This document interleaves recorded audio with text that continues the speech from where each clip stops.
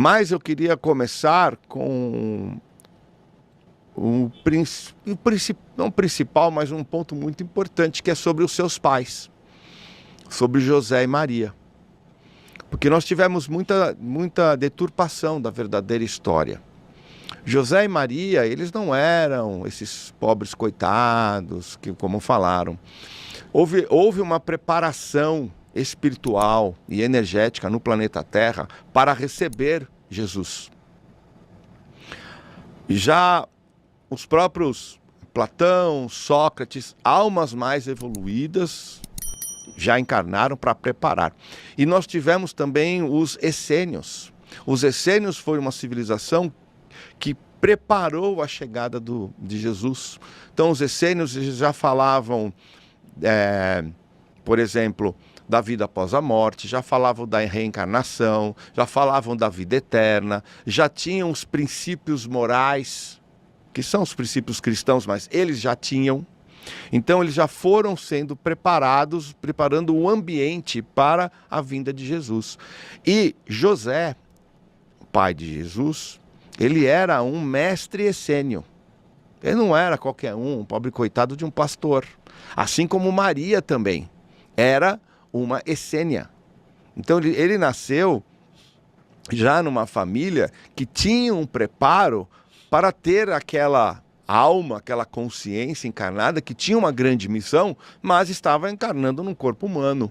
Então isso é o que nós vamos começar. A outra parte é que Jesus não nasceu numa manjedoura, no meio dos animais, pobre coitado, porque isso não acontecia naquela época.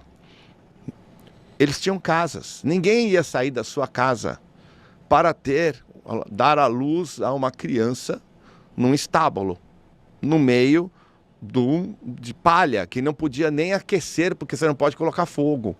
Então essas histórias foram sendo deturpadas pela Igreja Católica Romana, que inclusive também alterou a data de nascimento. Jesus não nasceu no dia 25 de dezembro. Isso qualquer pessoa agora, se você for no Google e colocar Jesus nasceu dia 25 de dezembro, todas as respostas vão ser não. Ele não nasceu no dia 25 de dezembro. Os estudos apontam que ele teria nascido em meados de setembro, até pela descrição de como era o clima, o que estava acontecendo. Ele nasceu mais ou menos nessa data. 25 de dezembro era um feriado, era uma data comemorativa do Império Romano. Eles comemoravam o solstício de inverno. E era um deus pagão, então dia 25 de dezembro era um dia que era celebrado pelo Império Romano. E quando Constantino decretou que o cristianismo foi criado 300 anos depois da morte de Cristo, né? Algumas coisas foram alteradas, principalmente no Concílio de Nicéia, de 325 depois de Cristo, e uma delas foi a data, mais para frente, né? Não foi nem aí, mas mais para frente a data foi alterada para dia 25 de dezembro. Então nós tivemos muitas alterações, né, na história por aí, né? Então isso eu queria falar porque muita gente pensa que era um pobre coitado, que sempre foi assim, né? Sempre era um coitado, sofredor, que nasceu na manjedoura. Não foi nada disso. Até porque eles não faziam isso. Eram simples, né? Na época as casas eram simples, toda a estrutura era simples, mas tinham casa. Tinha um lugar onde morar e não tinha necessidade. Então não faz sentido. Se nós olharmos muitas coisas, não faz sentido. É que a gente, né?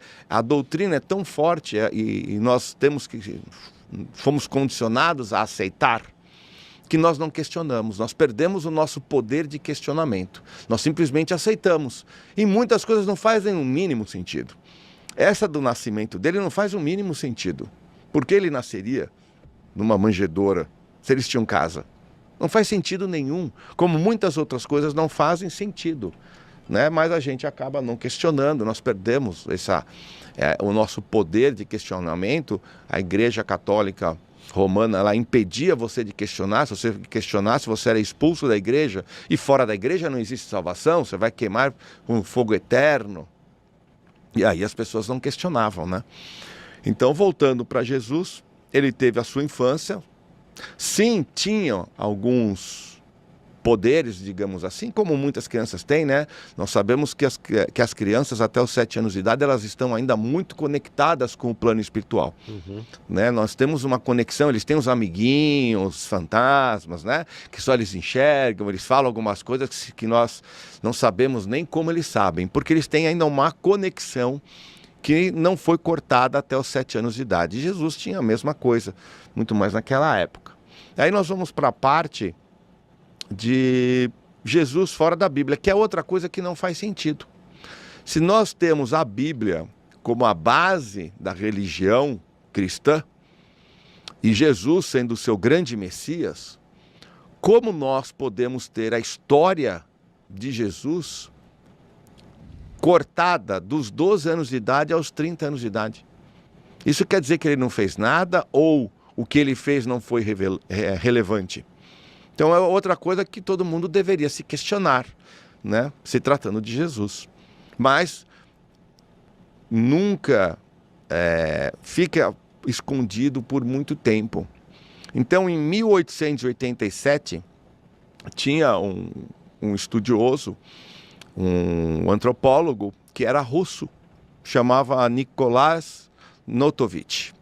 E ele, numa das suas viagens, ele foi para o monastério de Remes. Monastério de Remes fica ali no Tibete. E, passando um tempo lá, encontrou uns manuscritos que estavam guardados há muito tempo. Pegou os manuscritos, começou a olhar os manuscritos, né? Tem toda uma parte aí, mas não precisamos entrar. E nesses manuscritos estava ali a vida de Jesus, dos 12 aos 28 anos de idade. E que foi ali que Jesus passou esse período. Então, o que se diz ali que Jesus, naquela época, as crianças, vamos dizer assim, né? Os meninos noivavam quando eles faziam 13 anos de idade. Quando eles faziam 13 anos de idade, os pais já tinham com quem casar, já iam lá ver os dotes, quem ia doar o quê, para quem ia doar. Então eles já eram comprometidos num casamento com os 13 anos de idade e não tinha escolha. Então Jesus saiu, foi embora com 12 anos de idade, por isso que ele some. E ele foi para o Tibete, nesse monastério que chama-se Remes. E ali ele ficou até os 28 anos de idade, de acordo com esses manuscritos. Esses manuscritos foram tão importantes e tão reveladores que em 1901 teve um escritor chamado Ousley, que ele escreveu um evangelho que é muito conhecido, que é o Evangelho dos 12 Santos. E esse evangelho foi baseado nesses manuscritos que contam essa história. Depois, o Nikolai Notovitch foi para a Índia, porque na verdade ele estava indo para a Índia, parou no monastério e continuou. E na Índia descobriu-se que Jesus, após o Tibete, ele tinha ido para a Índia. Na Índia, Jesus passou 2 anos, dos 28 aos 30 anos de idade. E ali na Índia ele foi aprender sobre reencarnação, foi aprender sobre vida extraterrestre, porque na Índia é muito comum, né? Nós temos ali as Vimanas, por exemplo. As Vimanas são as naves espaciais, que eles têm os desenhos, eles até cultuam isso. Os deuses hindus são meio homem, meio cobra. Então, para eles é muito normal, eram azuis. Então, o que para nós, para o ocidental, é uma coisa que às vezes, né, antigamente, agora está mais comum, a gente falava em extraterrestre, todo mundo achava que era tudo maluco. Na religião deles, na cultura deles, isso é muito normal, essa comunicação sempre houve. E Jesus foi para lá aprender sobre isso. Com 30 anos de idade, Jesus vai para o Egito. No Egito, Jesus passa a estudar os mistérios de Thoth.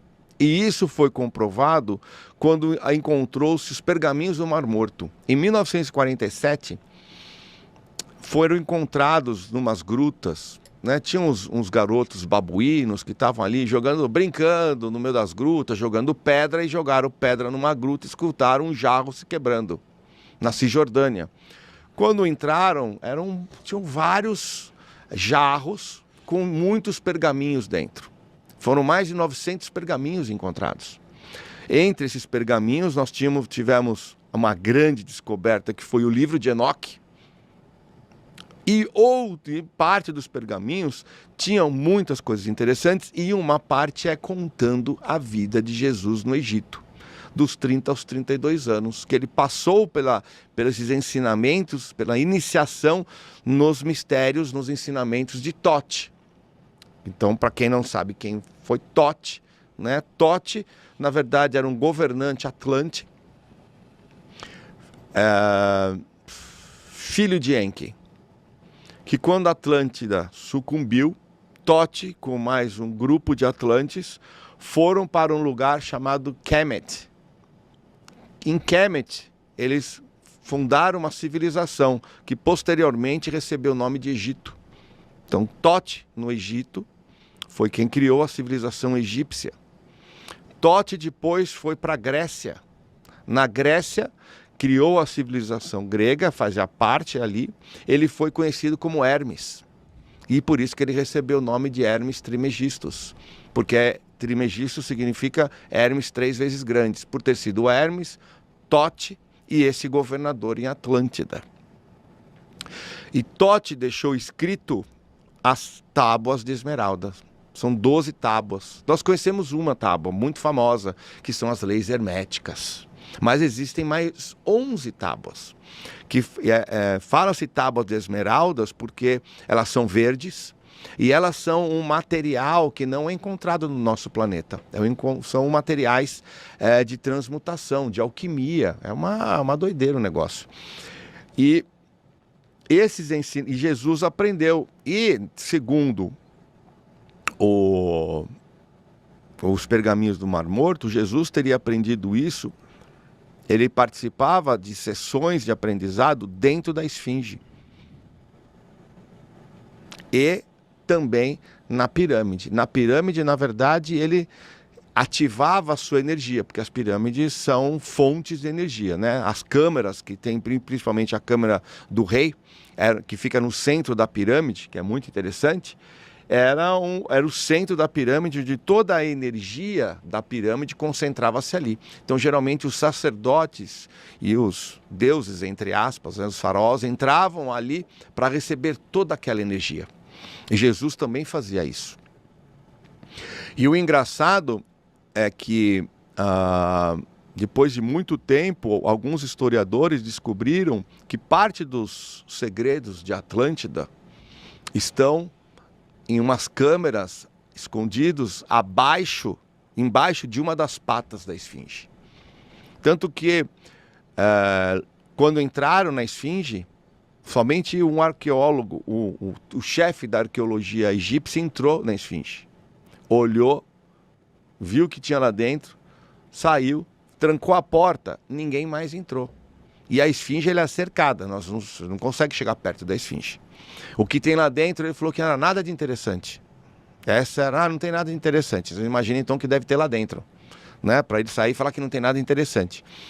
Então Jesus passou ali até os seus 32 anos de idade, e Jesus retorna para Jerusalém com 32 anos de idade. Então, na verdade, ele saiu com 12 e voltou com 32. Ele não voltou com 30, 32. E ali ele passou a ser um trabalhador da luz, digamos. Tudo que ele tinha aprendido, tudo que ele tinha desenvolvido, ele passou a ensinar. E não morreu com 33 anos de idade. Estima-se que a morte dele tenha sido em torno de 38 anos, em uma vertente. Mas nós temos alguns evangelhos apócrifos que falam que Jesus não morreu ali, nem foi crucificado. Então nós temos aí também duas histórias, né? Nós temos agora, um dos últimos descobertos foi o Evangelho de Barnabé. Foi encontrado mais ou menos no ano 2000, na Turquia, e de acordo, ele era escrito num idioma chamava siríaco. Siríaco é um dialeto aramaico. E ali, no Evangelho de Barnabé, diz que Jesus não foi crucificado, e que quem foi crucificado no lugar de Jesus foi Judas. Olha que incrível. E que Jesus preveu ali também a vinda de um profeta a posterior a ele, que teoricamente seria Maomé. Então muitos, né, o islamismo usa muito o evangelho de Barnabé, então tem umas polêmicas aí, mas existem outros evangelhos. Inclusive, a própria Bíblia do Sinai, que foi uma Bíblia, a segunda Bíblia mais importante, a primeira foi da Etíope, a segunda foi a do Sinai, que estima-se que quem encomendou ela ser escrita foi o próprio Constantino, e ela foi feita ali no monastério de Santa Catarina, perto do Monte Sinai, no Egito. Não tem a crucificação de Jesus na Bíblia do Sinai, que é uma Bíblia importantíssima, a Bíblia que antecedeu a Bíblia de St. James, né? Que é nem a de St. James, é a católica apostólica romana, que posteriormente, aí a gente entra num outro assunto, que é a Bíblia de King James que nós temos hoje, que não é nem uma Bíblia católica, né? É uma Bíblia ortodoxa anglicana. Então é outro assunto. Então tem várias coisas, não sei se tem alguma pergunta aí, porque senão eu vou falar a noite inteira. Foi uma bela introdução já, né, meu querido Sherminator?